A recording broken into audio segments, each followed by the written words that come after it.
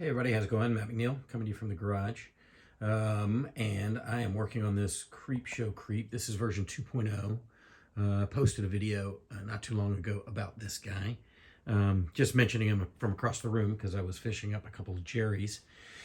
And in the meantime, I had 3D printed a plastic skull that I had modified from an MRI scan that I found on the internet. Changed his teeth all around and elongated certain portions of the skull, changed it enough, and I 3D printed it. And then I took my old trusty liquid latex and paper towel and bucket scraps, this kind of stuff here, and did a build-up on it. And I've sealed it all in with some Gorilla Glue. I painted it. Oh, actually, let me talk about this. My buddy at iBatWorks, if you guys know him, gave this paint recommendation. So I literally bought everything that this company makes. All the paints. They actually make a sealer gloss. They make a matte, no tack top coat sealer for their flex paint, and I painted him pretty much exclusively with this stuff, and it's really pretty good. I did not blow it through an airbrush, so I don't know whether that would even be a good idea, but on something like this, it's not such a big deal. So just in terms of airbrushing. So what I did was I based him out with this, and then I airbrushed washes and did some other colors and stuff like that on it. Yeah, so anyway, what I wanted to talk about was specifically eyes. I got these eyes from For Seal today, and what I did was I went and installed them, and one of the things that I always do on my eyes is I never just gloss them in as they are. I usually put just a little bit of color in the gloss, and when I say gloss, I'm using this Gorilla Glue, and I put a little bit of color in it.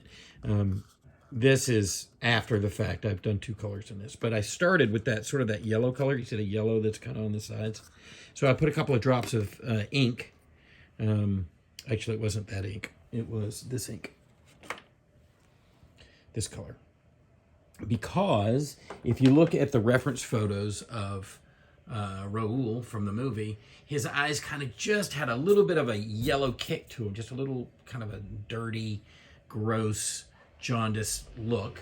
So I added a little bit of yellow into my gloss. Now, the one thing that you got to be careful of, you don't want to get too much on that center pupil and iris area. But in the whites of the eyes, I like to just kick it a little bit, kick the color just a smidge, so that you end up with just a skew of color. I may go back in now that I look at it close up on this video, and I might go kick it just a little bit more with another little layer. And why I had a little yellow mixed up, I put a little extra yellow on his teeth so that they stand out just a little bit differently from the bone itself. I'll probably come back in after all of this dries, and then I'll matte down, these sort of shiny areas that I feel are too shiny. But all of this kind of like sealer work I do after the fact, and I like to get the eyeballs in first, because if I end up getting a little extra gloss or something on eyelids and things like that, then what I can do is I can knock it back with a matte. And I'm going to try this and see if it peels, this Flex Paint sealer. I'll just brush it on just to knock down that shine, like particularly see how it's shiny over here. But that was from when I was sealing everything in, and kind of, because we're dealing with latex on a plastic, two types of materials, one of the things that I wanted to do was I want to make sure that this latex stays intact and doesn't peel up and tear and, years to come, so that people, whoever ends up with this guy, maybe it's me because I really kind of dig him, but if somebody ends up with this guy, the last thing I ever want is for this stuff to like start to separate or become an issue.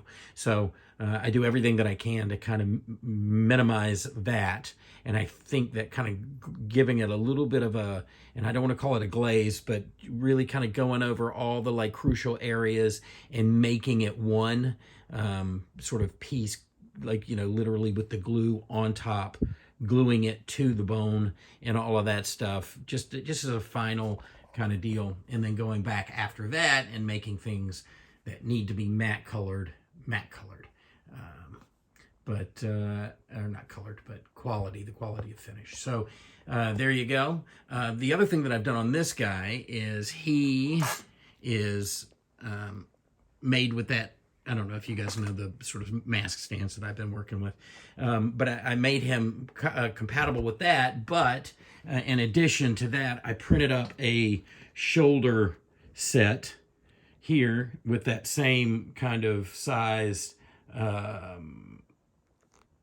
that same sort of size plug that fits in. But what it also allows you to do is, if you want to display this guy facing forward or with him like his head turned a little bit, I don't think that what I'll do, I don't think I'm going to glue this head to the base. I think, you know, I'll make sure that all of these edges are nice and kind of camouflaged, but I think I'll leave it so that you know, you have the option of turning his head a little bit, so that if you want that sort of side-eye laugh in that one specific shot from Creepshow right before his hair blows up over the top of his hood, that's in fact possible.